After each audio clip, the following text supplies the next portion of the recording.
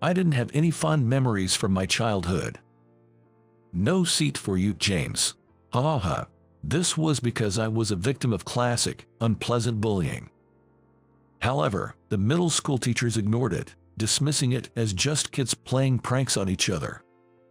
Perhaps it was because it was in a rural area. No one condemned the conflicts among children. I grew up in this environment, but one day in the summer of my third year of middle school, I couldn't bring myself to go to school. I had been skipping school intermittently, but the feeling of dread became so physical that I couldn't get out of bed in the morning to go to school. It was too emotionally overwhelming, and my body just wouldn't respond. My parents were extremely worried, and I confessed honestly. You see, I guess I had a conflict with my classmates, or things just aren't going well. I don't like the teacher either. I just don't want to go to school anymore. Oh my, I didn't realize. I'm so sorry for not noticing sooner. My parents reported what I told them to the school and protested. However, is there any proof that what James is saying is true? Couldn't this just be a sign of rebellion? Teacher Johnson didn't seem interested in listening to us. Hearing those words made me feel even more reluctant to go to school. When I was feeling down about not having a place at school, a local alternative school came to my rescue. It was a small school run single-handedly by an elderly man named Mr. Williams. What's with that homeroom teacher? How can they say such awful things so easily? Come to our school, I'll teach you, don't worry. Mr. Williams welcomed me warmly. He was not only kind, but also honest about when something was wrong. This approach made me feel that he was truly helping me confront and understand myself. My grades were poor since I hadn't attended much school during those 3 years of middle school. Honestly, my only option was to attend a correspondence school without exams. But Mr. Williams said, "The correspondence school here allows daily attendance. That's for learning social interaction in addition to academics. So, you should come every day and learn how to interact with others." I have become quite averse to social interaction, so the idea of attending scared me. But Mr. Williams strongly recommended it. Staying cooped up every day isn't good for your health. You'll be fine. You'll get used to it soon. What do you want to be in the future, James? Attending school might bring you closer to that. I've always wanted to be someone who can help others. I feel worthless right now, but I mumbled that and decided to enroll in the high school. It was an afternoon class at a correspondence school, and amazingly, Mr. Williams used his lunch break to accompany me to school. He was close with the teachers at the correspondence high school. "We can go to high school together until you get used to it. This way, you can attend, right?" "Yes," I nodded. I had never met such a passionate teacher before.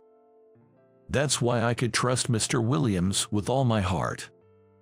"But if something's bothering you, feel free to talk about it. Don't hold back, okay?" He said that, giving me an outlet and a place to share my troubles. High school was great, with really nice teachers.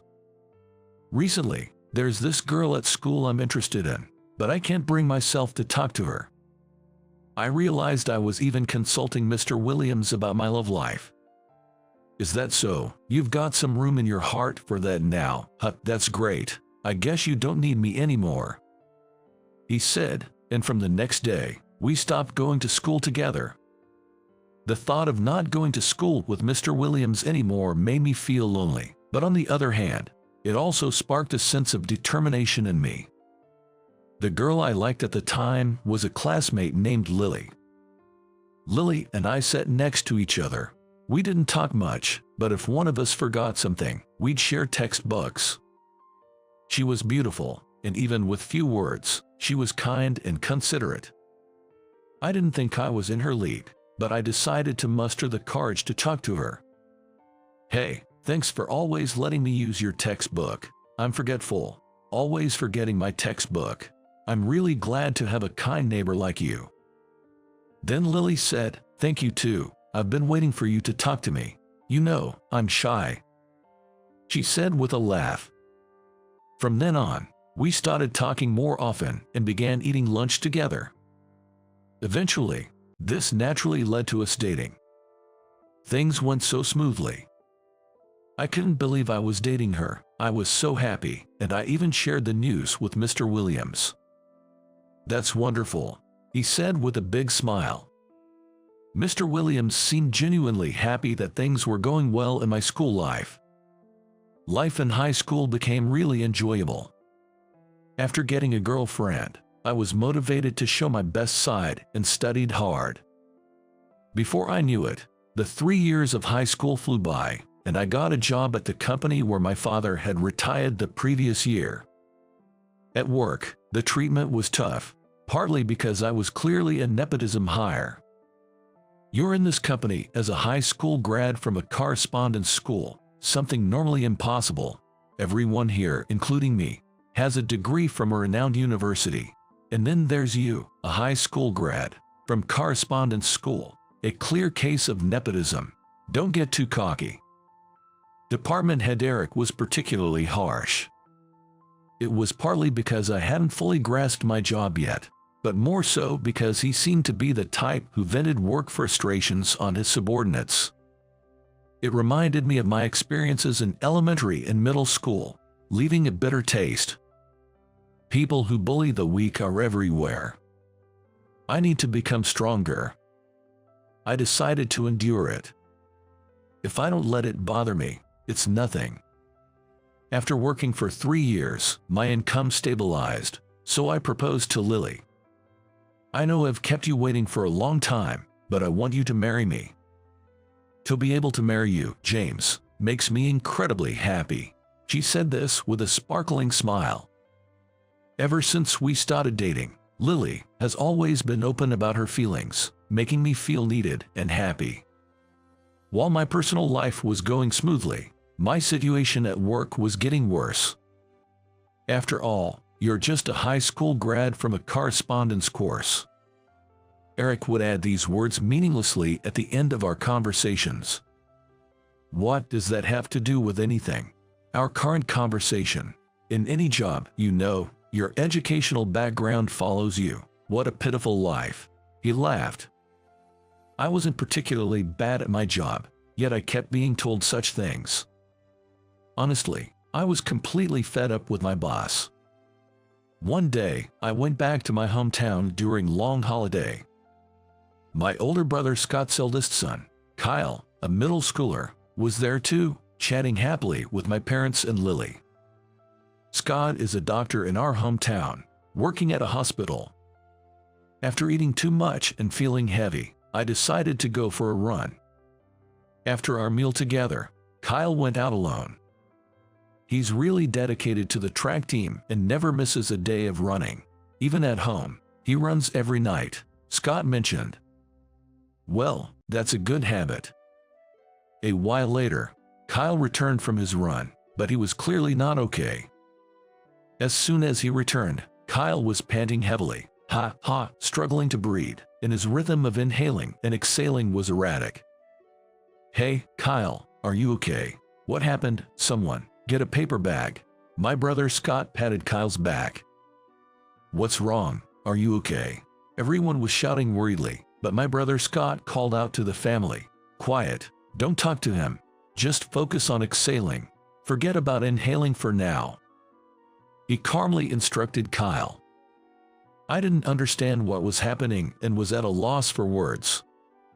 Anyway, I was feeling very anxious. But my brother seemed to know exactly what was going on. My mother fetched a paper bag from the closet and handed it to Scott. He put the bag over Kyle's mouth. "Breathe out slowly. You're okay now. Kyle, lie down and rest," Scott said and took Kyle to another room to rest. "Scott, what's going on? Does he have a serious illness?" Dad asked worriedly, but Scott shook his head. That was exercise-induced hyperventilation syndrome. It happens when breathing gets irregular during physical activity, but calming the breathing with a bag helps. Kyle ran a different route today and was a bit nervous about seeing everyone, which might have affected his breathing. He's on medication, so it's not a daily issue. He should be fine. I was amazed at how calmly and efficiently Scott had handled Kyle's episode. Being a doctor is incredible. Yeah, but it's tough, too. There's nonsense in the medical community, but the rewarding part is that my knowledge and skills can help people, save lives, and see them recover and smile. With a warm smile, my brother Scott said that, and I gathered the courage to ask him, "Can someone become a doctor even if they start as an adult? Are you thinking of becoming a doctor, James?" I nodded. "Just looking at you, Scott, I've realized that living a life where I can help others is wonderful. I want to consider a life like that. But it's tough for adults to take entrance exams. Studying is hard, and you need to earn a living. And you have Lily.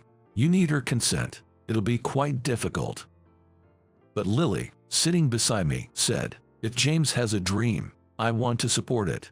I can work double to cover our living expenses." Surprised by her quick agreement, I said, "Really? Even though I just started talking about this? James, you've never had a dream or goal before. I'm so happy to hear you say this. I want you to pursue it." Encouraged by Lily's support, I felt motivated. Studying as an adult may be hard, but having work experience can make you a good doctor.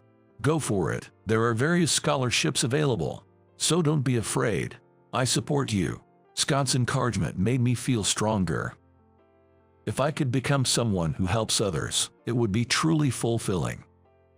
When I told Eric about my resignation and plan to study medicine, he said, "What? Studying for college now, and aiming for medical school? Is this your life's revenge? Escaping reality? How pitiful." It was frustrating, but I didn't respond and just submitted my resignation. Honestly, I wasn't confident, and there are many other ways to help people. But somehow, I strongly wanted to pursue medicine and take on this challenge. Lily supported me, saying, "You'll pay me back double," and even helped finance my prep school. After 3 years of intense study, I finally passed the entrance exam. Yes, Lily and I hugged and cried with joy. I then told my parents and Scott, and they were thrilled.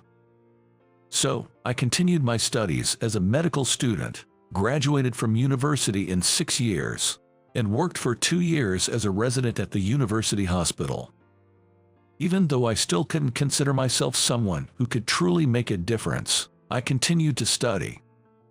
After my training ended, I officially started working as a cardiac surgeon. Days were bustling, and before I knew it, time had flown by. I gained confidence in my surgical skills and finally felt like I was a valuable, helpful person. Then, one day, Eric, I saw a familiar name on the patient chart for an upcoming surgery. To my surprise, the person who came into the consultation room was Eric, my former boss.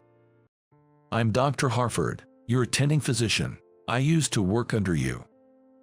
"Wait, are you the one from back then?" He looked shocked, recognizing me. "You can't be serious. You actually became a doctor." "It's no lie. I'll be handling your surgery." "Is there no way to change the surgeon? I am in charge of this surgery. I've performed many similar operations, so please rest assured." Eric turned pale and said, "I'm sorry for the past. Please, don't make any mistakes. I don't want to die. Don't worry, you're in safe hands." He seemed to think I might intentionally commit a medical error. That could never happen. But my former boss was visibly frightened, a clear case of reaping what one sows. Despite Eric's fears, the surgery was a complete success. "Eric, can you hear me?" He looked dazed as he woke up from the surgery. "Was it successful?" "Yes, the surgery was successful." Eric shed a tear. "I'm relieved, truly. Other hospitals refused me. It was a complicated surgery. If not for you, Dr. Harford, I wouldn't have survived. Thank you for saving me, despite everything. You're a real doctor." Hearing those words, I felt a long-standing cloud lift from my heart. Several years later. This time, surprisingly, my mentor from the free school, Mr. Williams, was admitted to the hospital. "Never thought I'd meet you as a doctor and patient. I'm so looking forward to it, I can hardly sleep. Ha ha ha. Mr. Williams said this the day before his surgery, but passed away unexpectedly that night. It was a sudden stroke. At the funeral, I was so shocked that I forgot I was a doctor, feeling lost and overwhelmed. But there was no denying that Mr. Williams was gone. I had to accept it. As I was leaving the funeral, James, Mr. Williams's wife, Emily, approached me. He was really looking forward to seeing you at the hospital. He even prepared a letter for you. Please read it. She handed me a white envelope. Inside, written in familiar handwriting, was this message. James, it took time, but I'm happy you found what you wanted to do and achieved your dream. Congratulations. You know, if it wasn't for you, if we hadn't met, I might have quit being a teacher. Thank you for letting me continue teaching. You said you wanted to be a doctor to help people, but you were already helping people before you became one. Mr. Williams. Tears streamed down my face. Even before I became a doctor, I wasn't worthless. Reading that letter helped me finally gain confidence in my personal life, not just work. Thank you for everything, Mr. Williams. Lily and I started visiting Mr. Williams's grave on his monthly anniversary. And now, I live confidently in both my professional and personal life with Lily, happily ever after. This, I believe, will never waver.